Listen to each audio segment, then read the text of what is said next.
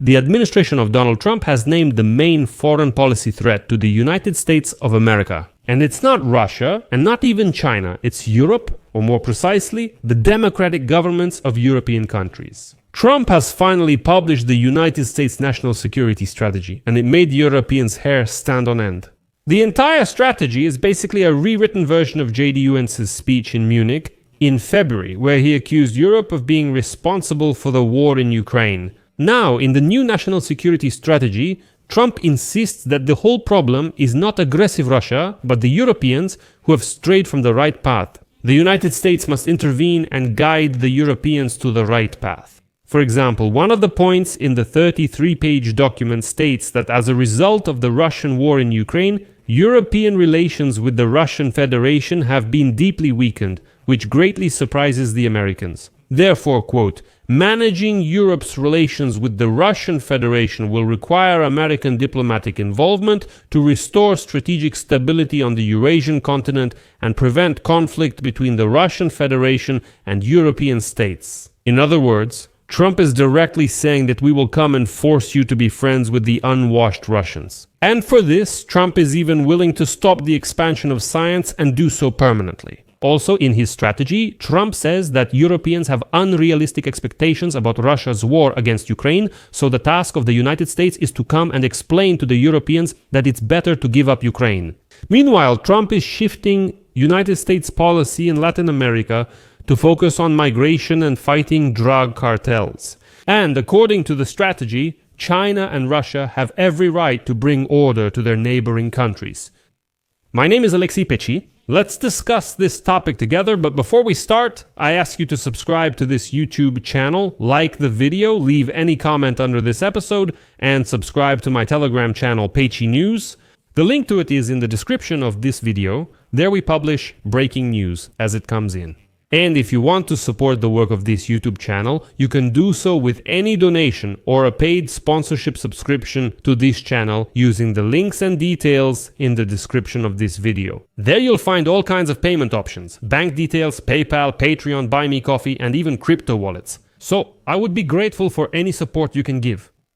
So, United States President Donald Trump intends to maintain an expanded United States military presence in the Western Hemisphere to combat migration, drug cartels, and the strengthening of hostile forces in the region, and also to send some forces to Europe to bring the Europeans to their senses, who, in his opinion, have lost their way and should actually be friends with Moscow. This is stated in the new United States National Security Strategy, which Trump has finally unveiled.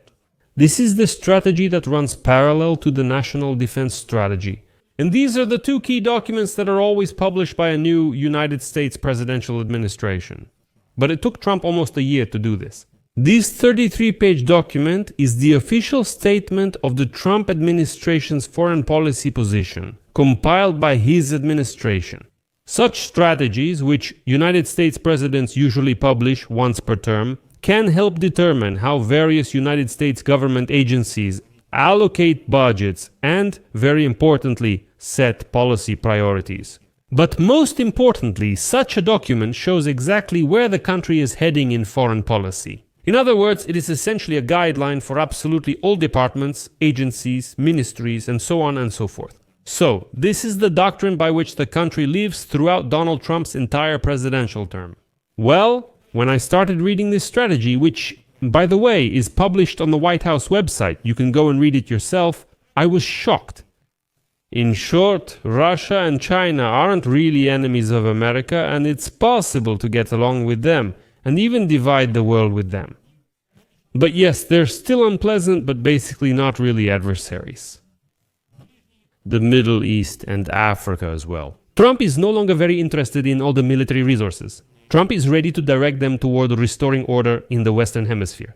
And there's also a section about Russia's war against Ukraine, and there's another section where the Trump administration very meticulously explains why Europe is in decline, why Europeans have lost their national identity, why they've lost traditional Christian values, why they don't have many children, and so on and so forth. Why Europeans should finally make peace with the Russians, why Europeans turn out to be liars, why, for example, according to Trump, Europeans steal some American technologies, why Europeans are those who only pretend to uphold democratic values, and why democracy in Europe is actually harmful.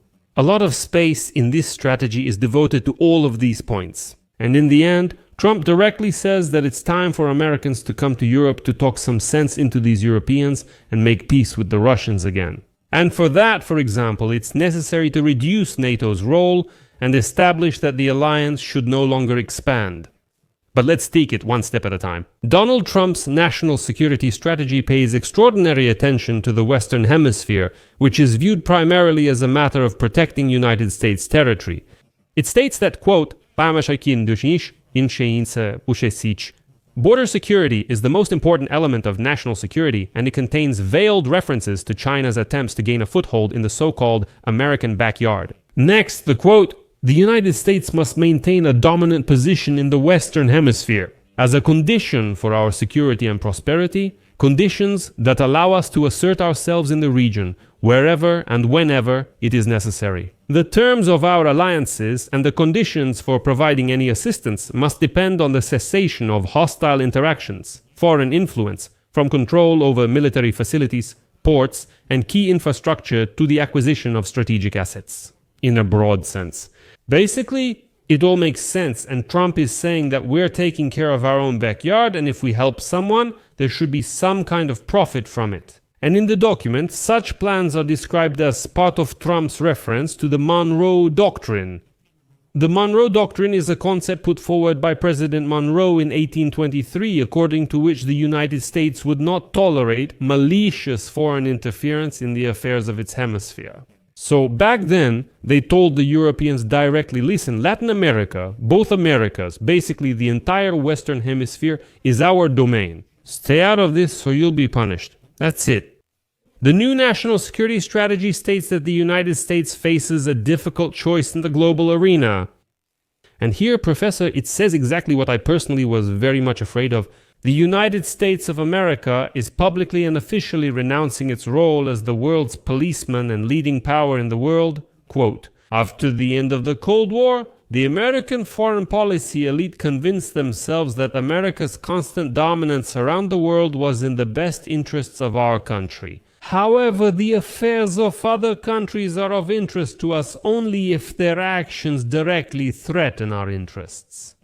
Overall, the document aligns with many of the steps taken by Trump during his second term, as well as the priorities of some of his aides. This includes deploying significantly more United States military forces in the Western Hemisphere, taking numerous measures to reduce migration to America, promoting the strengthening of the industrial base in the United States, and advancing this Western identity, including in Europe. And here we come to the most interesting and unexpected part, because Trump lashes out at Europe and says that Europe has lost its identity.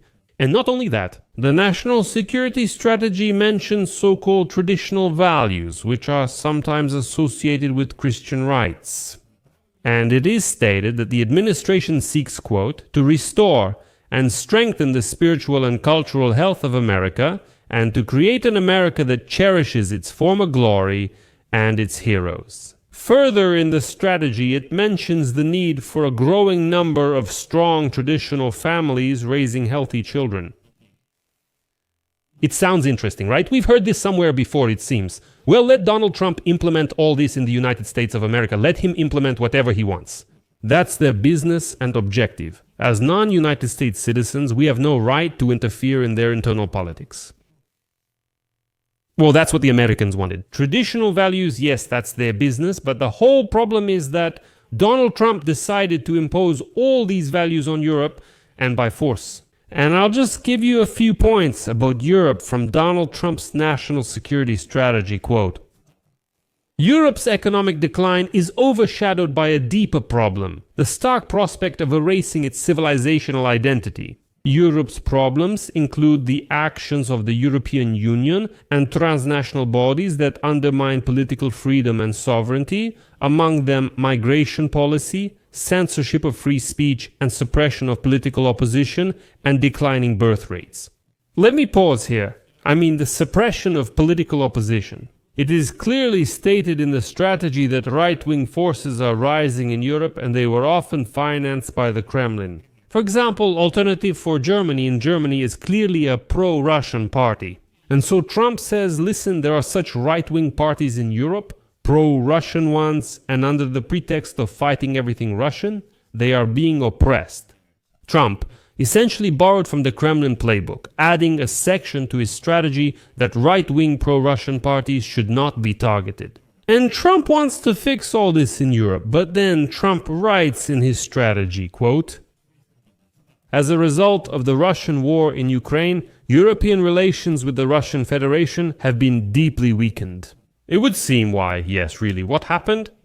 And then the quote continues, "And many Europeans consider Russia an existential threat, which is also surprising." Trump says, how come? Why do Europeans have bad relations with the unwashed Russians and why do they consider them a threat? Next is a quote, "Managing Europe's relations with the Russian Federation will require American diplomatic involvement to restore strategic stability on the Eurasian continent and prevent conflict between the Russian Federation and European states." Yes, you heard that right. Trump says Americans will need to make peace between Europeans and Russians who are threatening the former with war. But when it comes to Russia's war against Ukraine, the strategy finally honestly states what Trump actually wants, quote, "The key United States interest in the negotiations is to achieve a quick cessation of hostilities in Ukraine in order to stabilize European economies, prevent unintended escalation, restore strategic stability with the Russian Federation, and also ensure post-war reconstruction of Ukraine to guarantee its survival as a viable state." And as sad as it may sound, as you heard, it does not say that Ukraine must remain a sovereign and independent state. What was the cornerstone of the previous national security doctrine under Joe Biden, for example? But once again, it is emphasized that we need to make peace with the Russians because Trump says we need to ensure strategic stability with the Russian Federation, but it gets even worse after that. Here's the quote. "The Trump administration is at odds with European officials who have unrealistic expectations about the war in Ukraine, based on unstable minority governments, many of which trample on the basic principles of democracy to suppress the opposition. The European majority wants peace, but this desire is not reflected in policy largely because their governments undermine democratic processes. American diplomacy should stand for true democracy, freedom of expression, and unwavering commitment to the individual character and history of European nations. Our goal is to help Europe adjust its trajectory. We want to work with united countries to restore their former greatness." Yes, go ahead and finally work with the unwashed Russians and adjust their trajectory. Here, I think, in this strategy, Trump fully reveals who he is and whose side he's on. And this point really shocked me. So Trump is basically saying outright that Europeans are just lost sheep, but America will come and help correct their course. And if Europe isn't ready for such forced re-education, then we'll just stop protecting it. And I'll talk about this in my next episode. By the way, based on what was just said, Trump's strategy outlines the priorities of United States policy toward Europe. Here's a quote, "Restore stability within Europe and strategic stability with the Russian Federation. Ensure a self-reliant Europe that would take responsibility for its own defense without domination by adversaries. Cultivate Europe's resistance to the current trajectory. Open European markets to United States goods and services, ensuring fair treatment for American workers and businesses. Build healthy nations in Central, Eastern, and Southern Europe through commercial ties, arms sales, social, cultural, and educational exchanges. End and prevent the perception of NATO as an ever-expanding alliance. Encourage Europe to take action against it." Next is just shock. An excess of mercantilism, technology theft, cyber espionage, and other unfriendly economic practices, end of quote. All of this is written about Europe in Donald Trump's national security strategy. Well, I just have no words. Trump directly says that it's time to simply mothball NATO and by no means expand it. Otherwise, listen, Russians get nervous about this and dislike it, so we shouldn't do it. And Trump also accuses Europe, I was honestly shocked,